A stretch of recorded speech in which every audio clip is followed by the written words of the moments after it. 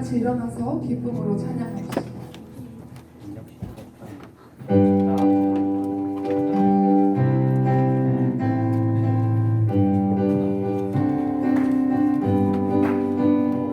마스크 안 써?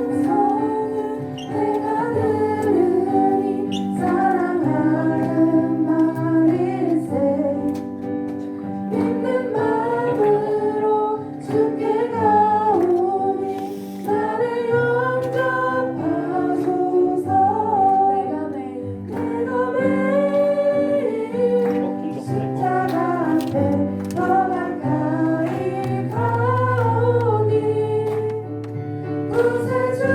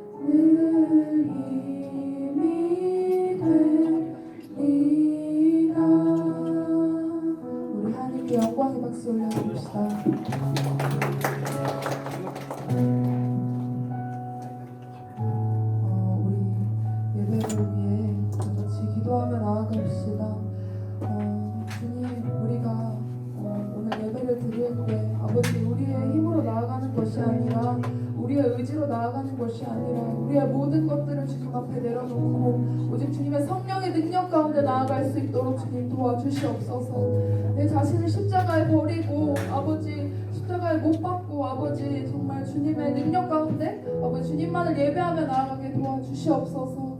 아버지 우리가 주님의 그 말씀을 들을 때 아버지 그 말씀이 우리의 마음판에 새겨지게 도와주시옵소서. 우리 그것을 위하여 다 같이 묵상으로 기도하며 나아갑시다. 사랑이 많으신 주님 감사합니다. 아버지 주님만을 예배하며 나아가게 하시고 아버지 성령의 능력 가운데 나아갈 수 있도록 주님 우리를 붙잡아 주시옵소서. 아버지 이 시간 우리에게 성령의 불 내려주시옵소서. 아버지 죽은 예배가 되지 않고 주님께서 기뻐하시는 살아있는 예배가 될 수 있도록 주님 도와주시옵소서.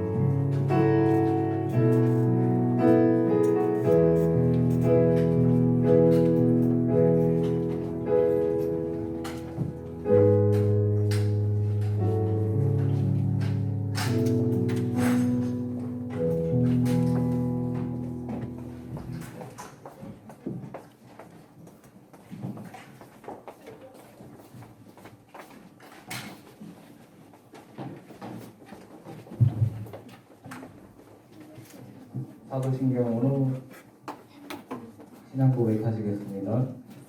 전능하사 천지를 만드신 하나님 아버지를 내가 믿사오며 그 외아들 우리 주 예수 그리스도를 믿사오니 이는 성령으로 잉태하사 동정녀 마리아에게 나시고 본디오 빌라도에게 고난을 받으사 십자가에 못 박혀 죽으시고 장사한 지 사흘 만에 죽은 자 가운데서 다시 살아나시며 하늘을 오사 전능하신 하나님 우편에 앉아 계시다가 그리로서 산자와 죽은 자를 심판하러 오시리라.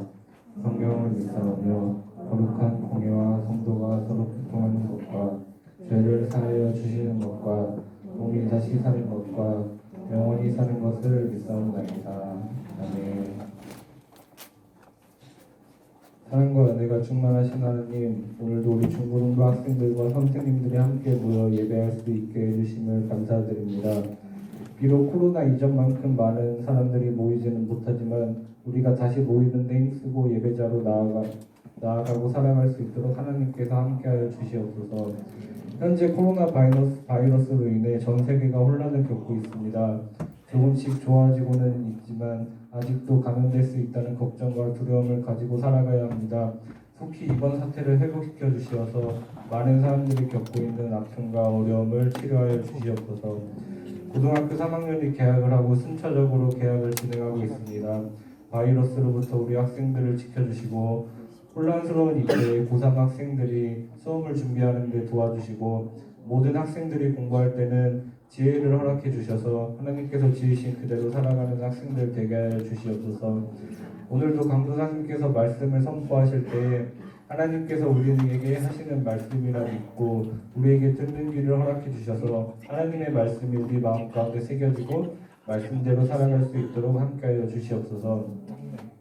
중고등부 학생들을 위해 섬기시는 모든 선생님들에게 축복해 주셔서 가정 가운데는 평안을 허락해 주시고 우리 마음에는 사랑을 허락해 주셔서 부족한 사람이지만 하나님 앞에서 존귀하게 쓰임받고 학생들을 위해 눈물로 기도하는 선생님들이 되게 하여 주시옵소서.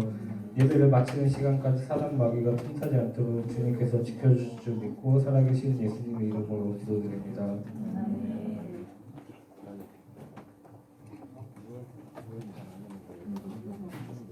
오늘 우리에게 주신 하나님의 말씀은 구약성경 1303쪽에 있는 하박국 2장입니다. 하박국 2장 1절에서 4절까지의 말씀입니다.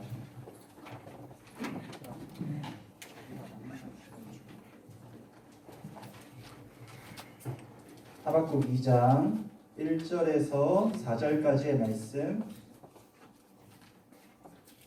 다 찾으신 줄 알고 제가 말씀을 읽도록 하겠습니다. 내가 내 파수하는 곳에 서며 성루에 서리라.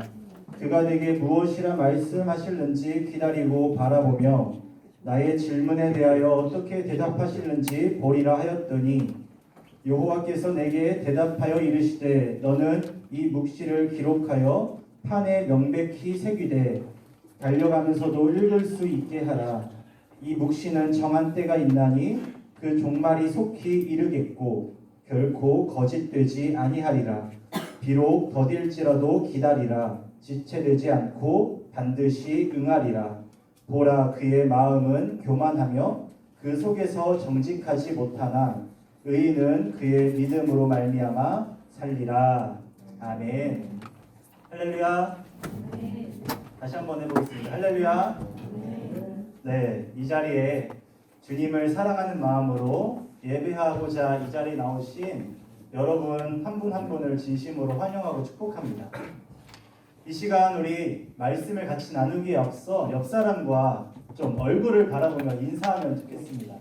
우리 옆 사람 얼굴 바라보면서 이렇게 인사합시다. 내가 있어 나 행복해 라고 한번 인사해 봅시다. 내가 있어 나 행복해. 네, 좋습니다. 오늘 좀 잠을 잘 잤어요, 여러분? 네. 저도 여러분이 있어 참 행복합니다. 너무 감사합니다. 오늘 저는 의인은 무엇으로 사는가? 의인은 무엇으로 사는가? 라는 제목으로 여러분들과 함께 말씀을 나누고자 합니다. 오늘은 우리가 하박국이라는 이 말씀을 같이 살펴볼 건데 오늘 그리고 다음 주에 이어서 두 번에 걸쳐서 같이 말씀을 나눌 겁니다. 이 하박국 말씀은 이번 주부터 우리 청소년 매일 성경 큐티의 본문이기도 합니다. 그래서 여러분들이 지금 갖고 있는 주보 또는 책, 그 뒤에 주보가 더 있거든요. 집에 돌아가실 때 주보를 꼭 챙겨가시고 이 하박국서 말씀을 같이 읽었으면 좋겠고, 또 3장밖에 안 됩니다. 굉장히 짧죠. 짧으니까 여러분들이 이 말씀을 오늘 그리고 다음 주에 걸쳐서 깊이 있게 살펴보면 좋겠습니다.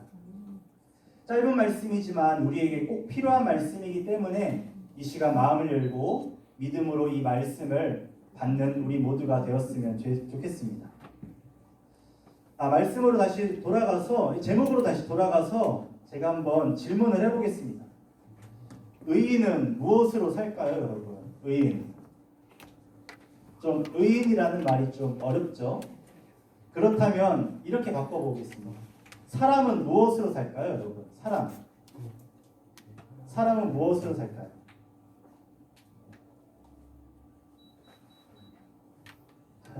사람은 뭐 여러 가지로 살게 되겠죠. 제가 생각했을 때는 사람은 먹어야 삽니다. 그쵸? 여러분, 먹어야 사람이 살 수 있습니다. 그 먹어야 살 수 있다라는 그 의미도 사실은 여러 의미를 담고 있습니다. 먹는다는 것이 뭐 단순히 음식물일 수도 있죠. 음식을 먹으며 이 음식이 에너지를 발생하고 그 에너지로 우리가 살아가는 것이죠. 우리가 음식을 먹어야 삽니다. 뭐 그뿐만이겠습니까? 우리 사람은 꿈을 먹고 삽니다. 우리가 아무리 먹고 살기 힘들다 하더라도 내 안에 꿈이 있고 내가 그 꿈을 먹는다면 그 꿈을 이루기 위해서 그 먹고 사는 힘듦조차도 참고 견디며 꿈을 위하여 달려갑니다. 우리는 단순히 동물과 같이 먹고 사는 것에 그치지 않는 것이죠. 꿈을 먹죠. 그런데 우리 예수님께서는 마태복음 4장에서 너희들이 음식으로 사는 것도 아니고 꿈으로도 사는 것이 아니다. 너희 사람들은 하나님의 입으로부터 나오는 말씀을 먹고 산다라고 말씀하셨습니다.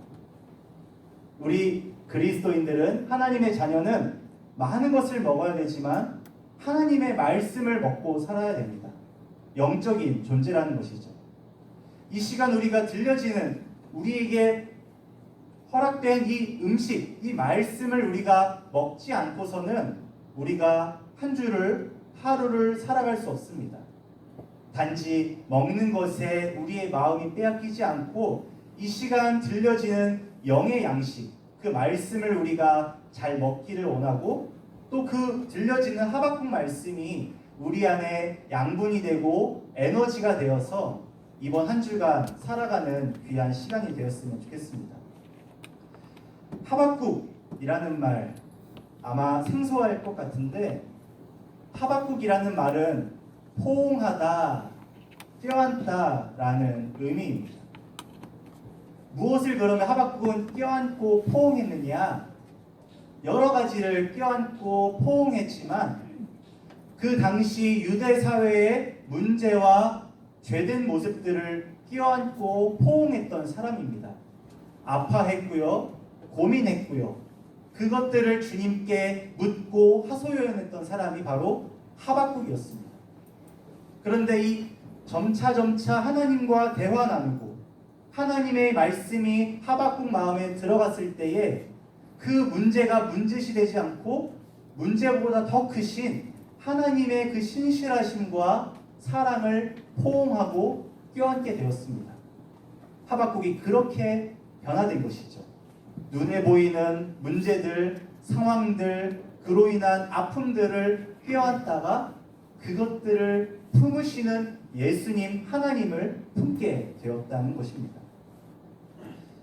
하박국에 대해서 간단하게 우리가 오늘 다음 주에 걸쳐 살펴보기 때문에 하박국에 대해서 잠깐 간단하게 살펴보면, 하박국이 살던 이 시대는 이 유다라는 나라가 멸망을 앞두고 있는 시기였습니다. 바벨론이라는 거대 제국이 이 유다를 공격하고 그를 이제 핍박하는 가운데에 있었습니다. 굉장히 정치적으로 혼란스러웠고요. 사회적으로 어지러웠고요. 아주 하나님의 말씀을 붙들고 살아가기에도 바쁘고 정신없는데 그 유다 백성들은 그 상황들을 바라보며 마음이 혼미해져서 그 하나님을 찾기보다 오히려 하나님으로부터 떠났고 하나님 말씀을 받기에 힘쓰기보다 세상에 그 눈을 두고 그 마음이 어지러운 상태에 있었던 것이 바로 이 당시의 모습이었습니다. 하나님의 말씀대로 살아가지 않으니까 그 율법의 말씀을 듣지 않고 살아가지 않았기 때문에 이 사회는, 이 유다는 악했습니다. 아주 죄된 것이 만연했습니다. 그러다 보니까 어떤 일이 일어났냐면 의인들이 득세하고 의인들이 아주 잘되고 인정받아야 되는데 오히려 악인들이 판을 치는 겁니다. 세상이 악해져 가는 것이죠. 어떻게 이럴 수 있는가? 이 하박국이 봤을 때는 오히려 이 유다 백성들이 이럴 때일수록 더욱 정신을 차리고 하나님을 바라봐야 되는데 이 유다 백성들이 하나님을 바라보기보다 오히려 세상을 바라보고 바벨론을 두려워하고 하나님을 두려워하지 않고 뿐만 아니라 세상도 더욱 더러워지고 악해져 가는 것입니다. 이게 어떻게 된 일이지?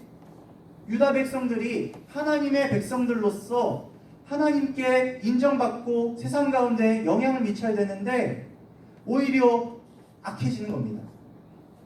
그러면서 이 문제들, 사회의 아픔들을 이 하박국이 껴안고 하나님께 질문합니다. 하나님 지금 어디 계십니까? 하나님 지금 무엇하고 계십니까? 잠들고 계시지 않으십니까? 지금 이 상황을 지금 눈뜨고 보신다면 가만히 있을 수 없는데 지금 무엇하십니까? 라고 원망합니다. 근데 이 하박국의 원망, 하소연, 질문에 대해서 하나님께서 응답하십니다. 뭐라 응답하시냐면 내가 이 유다, 악한 유다를 내가 벌할 것인데 저 큰 바벨론을 세워 이 유다 너희들을 칠 것이다. 심판할 거다. 라고 말씀하셨습니다. 이 하나님의 말씀을 듣고 하박국이 반문합니다. 하나님, 유다 백성들이 악하니까 심판하시는 것은 맞습니다. 근데 하지만 지금 우리보다 더 악한, 우리보다 더 나쁜 이 바벨론을 들어서 우리들을 치신다니요. 이게 말이나 됩니까? 지금 이게 무슨 상황입니까? 하나님이 정의롭고 공의로우시다면 우리보다 먼저 바벨론을 치시고 심판하셔야 됩니다. 하나님 지금 무엇하십니까? 그게 상식선에 이해가 되지 않습니다. 라고 말했습니다. 근데 그 하박국의 말을 듣고 다시 하나님께서 말씀하십니다. 맞다. 하지만 나는 이 바벨론을 들어 너희 유다를 칠 것이다. 하지만 내가 이 바벨론을 인정한 것은 아니다. 바벨론이 악하고 정의롭지 못한 것이기 때문에 그 나라는 내가 결국에 멸망시킬 것이다. 그리고 이 바벨론을 들어 너희들을 칠 것이지만 너희들은 영원히 멸망하지 않고 내가 다시 유다 너희를 회복할 것이다. 라고 말씀했습니다. 그 하나님의 말씀을 들은 하박국이 다시 말합니다. 네, 하나님, 하나님이 진실하시고 하나님의 계획은 변함이 없고 실수가 없으심을 내가 믿습니다. 내가 하나님의 말씀이 이루어지는 것을 믿고 바라봅니다. 그리고 그 하나님으로 인해 내가 기뻐하고 즐거워하겠습니다. 내가 하나님으로 만족하겠습니다. 라고 하면서 하박국 3장이 끝이 납니다. 그때 마지막에 하박국이 했던 고백이 바로 우리가 잘 알고 있는 무화과 나뭇잎이 마르고 포도 열매가 없으며 이 찬양이 바로 그때 들려졌던 찬양입니다. 그 하나님의 신실하심을 깨어났던 하박국이 고백했던 말씀이죠. 그 말씀은 우리가 다음 주에 한번 살펴보겠습니다. 그 어려운 상황에 이 유다 백성이 멸망해가는 이 시기에 하박국이 살아갔는데 아마도 지금 우리가 살아가는 상황도 이와 마찬가지이지 않을까 싶습니다. 내가 예수 믿고 살아간다고 하는데 그리스도인으로서 내가 하나님의 자녀로서 합당하게 살아가기 원하는데 하나님이 나에게 무엇을 원하실까? 내가 자녀답게 살아간다는 것이 무엇일까? 내가 의인으로서 살아가기 위해 내가 주께 기도하고 찬양하는데 그 의인답게 살아가는 것이 무엇을 붙들고 무엇을 바라보며 살아가는 것일까? 우리가 고민할 수밖에 없고 오늘 이 시간 주신 말씀이 바로 이에 대한 대답입니다. 저는 오늘 의인은 무엇으로 사는가에 대해서 크게 두 가지로 나눠서 살펴보겠습니다. 이 두 가지 의미를 같이 한데 모아야 그것을 같이 이해해야 우리가 온전히 그 말씀을 이해했다고 말할 수 있겠습니다. 여기서 저는 4절 말씀을 가지고서 깊이 있게 여러분들과 나눠보고 싶은데 우리가 참 목소리로 4절 말씀을 읽어보겠습니다. 시작. 보라 그의 마음은 교만하며 그 속에서 정직하지 못하나 의인은 그의 믿음으로 말미암아 살리라. 아멘. 의인은 무엇으로 사는가에 대한 대답이 바로 믿음으로 산다입니다. 의인은 그의 믿음으로 말미암아 살리라라고 합니다. 제가 여기서 강조하고 싶은 핵심 키워드는 그의 믿음입니다. 그의 믿음. 그의 믿음. 이 그의 믿음을 같이 한번 살펴볼 건데 이 믿음이라는 말을 우리가 생각하는 그러한 우리가 믿는다 할 때 그 믿음을 말하는 것은 아닙니다. 어떤 믿음의 동의, 어떤 말씀에 대한 인정, 그대로 될 것이다라는 그 바라봄을 이 믿음이라고 말하는 것은 아닙니다. faith라고 해서 이 영어, 이 faith는 이 믿음이라는 말도 있지만 신실함이라는 의미이기도 합니다. 그렇다면 이 신실함, 그의 신실함인데 그는 누구인가? 크게 두 가지로 나눠볼 수 있을 텐데 하나님의 신실함을 말합니다. 첫 번째로 그의 믿음은 하나님의 신실함입니다. 다시 말해서 의인은 하나님의 신실함으로 산다라는 말입니다. 그리고 하나님의 신실함으로 살아가는 사람이 바로 의인이다라는 것입니다. 하나님의 신실함으로 살아가는 것이 무엇인가? 그것은 바로 그 하나님의 신실함이란 하나님이 뜻하시고 계획하신 바는 반드시 이루어진다는 겁니다. 하나님이 너는 내 아들이고 너는 내 딸이다 라고 지명한 저와 여러분들을 반드시 구원하신다는 겁니다. 그 하나님의 계획은 실수가 없으시고 실패가 없으시고 반드시 성취되는 것입니다. 그 신실함, 그 하나님의 계획이 완전함을 믿고 살아가는 것이 하나님의 신실함으로 살아가는 의인의 모습입니다. 나를 더 잘하시고 나보다 나를 더 잘하시고 나를 더 사랑하시는 그 하나님의 계획 안에 있는 것이 의인의 삶입니다. 의인은 신실함으로 살아가는데 그것은 마치 내 자신을 바다에 맡기는 것과 같습니다. 바다에 나의 몸과 나의 인생을 맡기는 것과 같습니다. 여러분 혹시 수영 잘하세요? 혹시 나 수영 못한다 하시는 분 계세요? 꽤 되시네요. 네, 저도 수영을 하나도 할 줄 모릅니다. 저도 그냥 물속에 들어가면 그냥 꼬르르 그냥 가라앉습니다. 수영할 줄 몰라요. 그냥 머리로 이론으로만 배웠습니다. 그러면 우리 수영하면 또 우리 현우가 있죠. 우리 신현우. 우리 현우. 네. 수영하려면 뭐부터 해야 돼요? 물에 뜨려면. 물에 뜨려면 어떻게 해야 돼요? 물에 뜨려면 네. 팔을 저어야겠죠? 팔을 저어야 합니다. 네. 그게 먼저군요. 제가 생각했을 때는 먼저 물에 뜨기 위해서는 제가 생각한 몸에 힘을 빼야 된다고 하는데 맞나요? 네. 몸에 힘을 빼야 내 몸이 물에 뜹니다. 그러니까 나의 몸을 물에 맡겨야 내 힘을 빼야 물에 뜨는 겁니다. 근데 이게 생각보다 말처럼 쉽진 않죠.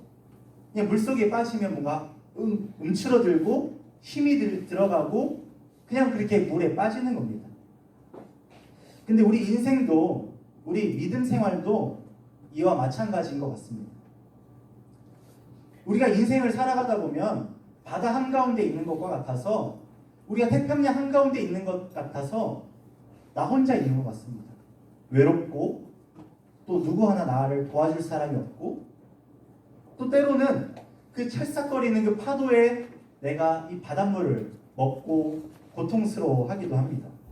억울한 일을 당하기도 하죠. 그러니까 내 인생 내 마음대로 내 뜻대로 내 힘으로 살아가야지 라고 우리가 팔을 막 저어봅니다. 그렇게 우리가 뭔가 힘써 시작을 하지만 우리가 금세 또 힘이 빠지고 그 파도가 너무 세차서 우리가 좌절하고 넘어지기도 합니다. 그때 우리는 몸에 힘을 빼야 합니다. 우리의 인생을 주님께 맡겨드려야 합니다. 그러면 그렇게 내 자신을, 내 인생을, 내 믿음을 주께 내어드렸을 때에 우리는 신기하게도 물에 뜨는 경험을 합니다.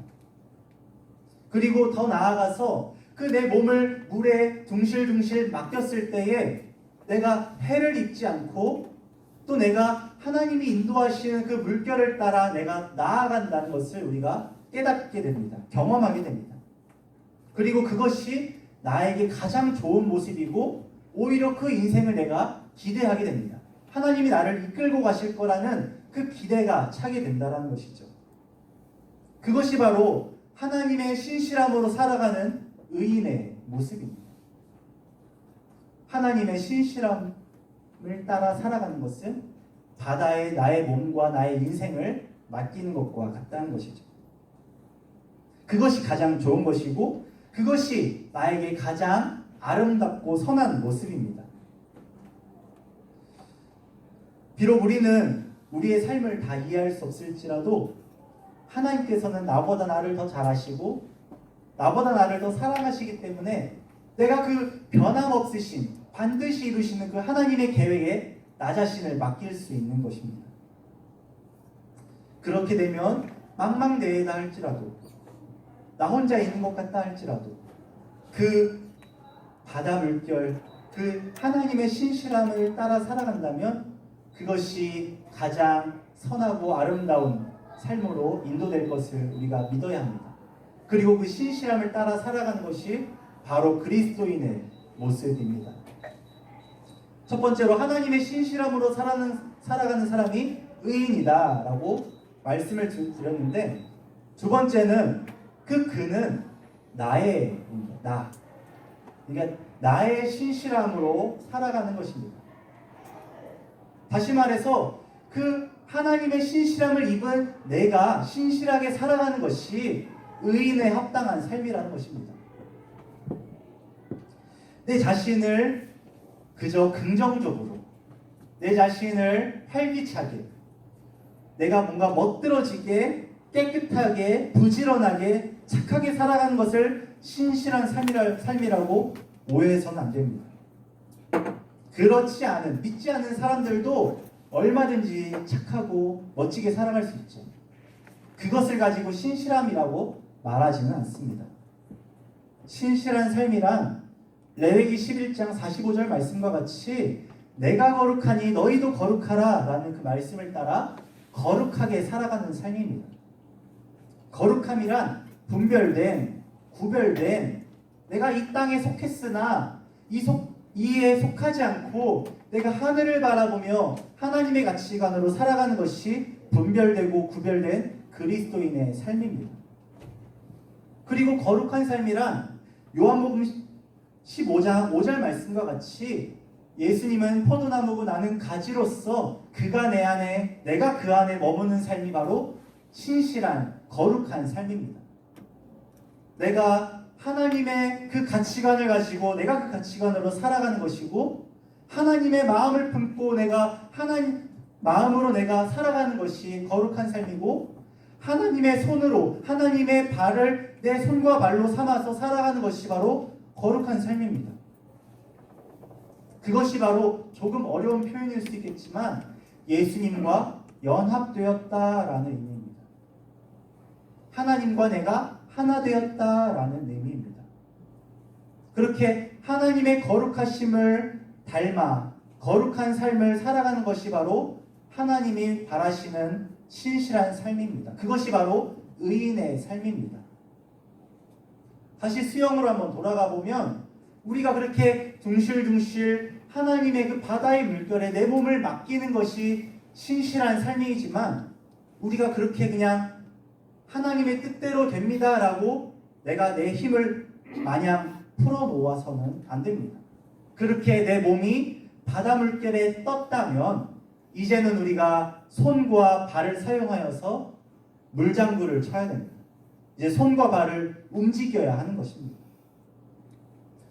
그 파도의 너울에 내 몸을 맡기고 내 손과 발을 움직일 때에 하나님이 펼쳐놓으신 그 믿음의 세상에서 내가 헤엄쳐 나아갈 수 있는 것입니다. 우리가 자유형도 할 수 있고요, 배영도 할 수 있고, 접영과 평영, 아주 자유자재로 내가 하고 싶은 수영들을 하게 되는 것입니다. 그렇게 바다와 내가 하나가 되는 것이죠. 하지만 수영이 처음부터 쉬운 건 아니죠. 그리고 바다 수영은 수영장에서 하는 수영과 다르다고 하죠. 그렇게 내가 내 몸에 물에 내 몸이 떴다고 할지라도 우리가 뭔가 처음에 헤엄을 치는 것이 자유롭지 않다는 겁니다. 뭔가 헤엄을 치는 것 같지만 제자리에 머무는 것 같고, 뭔가 내가 앞으로 나아가는 것 같지만 또 뒤로 물러서는 경우도 있습니다. 그리고 내가 물에 떴다 할지라도 또다시 바닷물을 먹을 수 있는 거죠. 그렇게 고통스러움이 있을 수 있다는 겁니다. 신실한 삶, 우리가 그 신실함을 살아가는 삶이 마냥 평탄하고 아름답지만은 않습니다. 힘이 들기도 하고요. 그리고 때로는 버겁기도 합니다. 하지만 그럼에도 그 자유형, 그 헤엄치는 것이 할만하다. 그래도 그것이 재미고 즐거움이고 감사하고 은혜다라는 것을 우리가 헤엄을 치면서 알게 됩니다. 처음부터 잘할 수 없죠. 아는 대로 되지도 않습니다. 그리고 내 친구들은 잘하는 것 같은데 나는 안 되는 것 같다고 생각되기도 합니다. 비교도 하고요. 또 좌절도 하고요. 그냥 내려놓고 싶기도 합니다. 헤엄 뭐하러 쳐? 해봤자 뭐 별 의미도 없는데? 라고 생각되기도 합니다. 하지만 그렇게 몸이 뜬, 그렇게 하나님께 자녀로 인정받은 삶은 그 삶을 하나님은 헤엄쳐 나아가기를 또한 바라십니다. 우리 베드로의 이야기를 알죠. 하나님 그 오병이어 사건이 있고서 그 배에 있던 이 제자들, 그리고 그 배 위로 물 위로 걸어오시는 그 예수님을 제자들이 봅니다. 많이들 두려워하고 귀신이라고 하죠. 근데 이 베드로가 예수님의 으뜸 제자 이 베드로가 그분이 바로 예수님인 것을 알고 예수님께 말을 합니다. 만일 주님이시거든 이 나를 이 바다 위로 걷게 하소서. 그랬더니 예수님께서 오라라고 말씀하십니다. 그리고 정말 신기하게도 물 위를 걷죠. 근데 걸어가다가 그 바람을 보고 무서워 물에 빠져갑니다. 그리고 베드로가 주님께 말하죠. 주님 살려주세요. 그때 즉시 예수님이 손을 내밀어 베드로를 잡아주시고 함께 배 위에 오르십니다. 베드로의 그 모습이 단지 기적 중의 기적으로서가 아니라 마치 우리의 신앙생활과 비슷하다는 것을 우리가 알아야 합니다. 믿음으로 살아간다 할지라도 그 물 위에 떠 있다 할지라도 우리는 또 물속에 가라앉기도 하고 또 그렇게 좌절하고 넘어지기도 합니다. 순탄하지 않죠. 힘들기도 하죠. 그렇다 보면 나의 노력, 나의 계획, 나의 열심마저도 내려놓게 됩니다. 그럼에도 아까 말씀드렸다시피 하나님은 다시금 여러분들과 제가 헤엄치기를 바라십니다. 그것이 신실한 그 나의 신실함으로 살아가는 삶의 모습이고 그 삶을 살아가는 자가 바로 의인입니다. 의인이니까 이렇게 살아가라가 아니라 그렇게 살아가는 삶이 의인의 삶입니다. 아까 두 가지를 말씀드렸죠. 의인은 하나님의 신실함으로 살아가는 삶이다. 그리고 의인은 그 신실하신 그 하나님의 신실함을 따라 나도 신실하게 살아가는 것을 말합니다. 거룩하게 살아가는 것이죠. 혹시 여러분들 중에 중고등부가 싫고 또 예수님이 믿어지지 않고 삶에 고민이 있으신 분이 계시다면 이 시간 그 신실하신 하나님께 기도하기를 바랍니다. 하나님의 계획이 내 감정과 상관없이 이루어지는 것을 믿기 원한다고 내가 그 완전하신 나보다 나를 더 잘하시는 하나님이 나의 하나님임을 고백하는 기도하는 시간이 되었으면 좋겠습니다. 그리고 그 믿어지는 하나님 부활하신 예수님을 내가 믿음으로 열심으로 살아가기를 바라시는 분들이 계시다면 그 하나님께 기도하시기를 바랍니다. 하나님, 내가 그 신실하신 그 하나님의 계획 안에 은혜 안에 살아가는데 이제는 내가 손과 발을 움직여 살아가겠습니다. 믿음으로 헤엄치겠습니다. 그렇게 하나님이 뜻하시는 그 망망대의 그 삶에서 내가 믿음으로 살아가겠습니다. 손과 발을 움직이겠습니다. 기도하시기를 바라고요.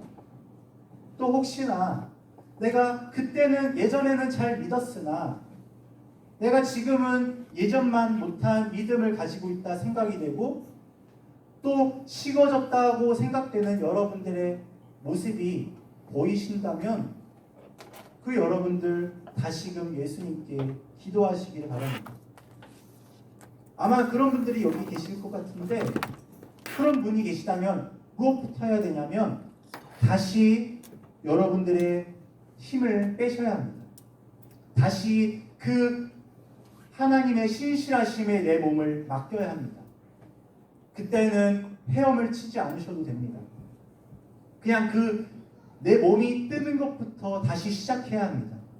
내 인생을, 내 몸을 맡겨드리고 그렇게 뜨는 것부터 시작해야 되지 뭔가 해보려고 또 하다가 몸을 움직이다 보면 바다에 빠집니다. 혹시 그런 분이 계시다면 기도하면서 하나님, 나 다시금 하나님의 신실함을 기억하고 감사하며 회복되기 원합니다.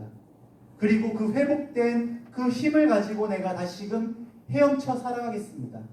하나님, 그 은혜의 바다 아래 내가 푹 잠기게 하옵소서. 그 몸을 내 몸 하나님의 계획에 맡기겠습니다. 기도하시길 바랍니다. 그 세 가지가 아마 여러분들 안에 다 해당되지 않을까 싶어요. 여러분들은 어느 부분에서 해당되는가? 애초에 이 자리가 싫거나 마음에 들지 않는 분 기도하시고 열심히 있고 달려가기를 바라시는 분들 기도하시고 나아가다가 멈추신 분들 좀 다운된 분들 다시 기도하시기 바랍니다.